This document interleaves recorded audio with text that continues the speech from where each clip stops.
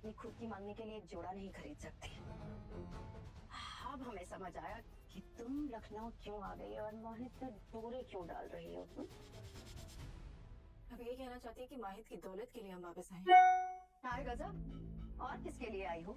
तुम भी तो बनी बनाई अपनी अम्मी की तरह हो, जिसने जूते खाए, गालियां खाई, लेकिन टस से मस नहीं हुई इस घर से। क्यों? क्योंकि वो परवेज में कुछ पैसे कमाता था, इसीलिए ना। क्या जानती है आप हमारी अम्मी के बारे में? उन्होंने क्या क्या बर्दाश्त किया, कैसे अपनी जिंदगी काटी, कुछ मालूम है आपको? हमारी अम्मी ने हमारी वजह से अब्बू का घर नहीं छोड़ा।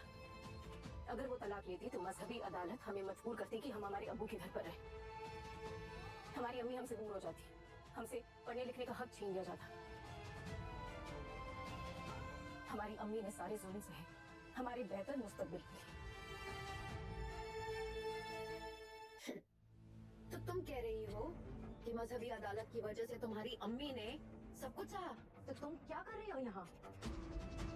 किसके घर में खड़ी हो?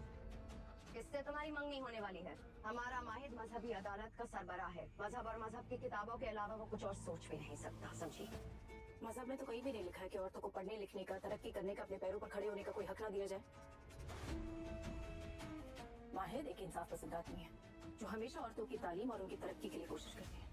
और तुम्हें लगता है कि तुम्हारी मोहब्बत में वो सारे रिवाज और सारे उसूल भूल जाएगा? याद रखना सहरबेग, माहिद अल्लाह के हुक्म के खिलाफ एक कदम भी नहीं उठाएगा। और अगर तुम ये नहीं समझ सकती हो तो तुम बेवकूफों की जन्नत में रह रही हो।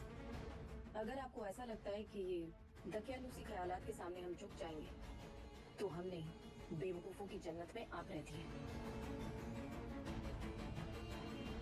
कलर्स की सीरियल सहर होने को है कि आने वाले ट्रैक में अब देखना इंटरेस्टिंग रहने वाला है कि किस तरह से सहर और माहिद जो है एक दूसरे के नजदीकियां बढ़ाते नजर आ रहे हैं, लेकिन कहीं ना कहीं सहर होने वाली है माहिद को लेकर परेशान। ऐसे ही लेटेस्ट अपडेट के लिए बने रहिए टेलीफोन स्टार्स के साथ।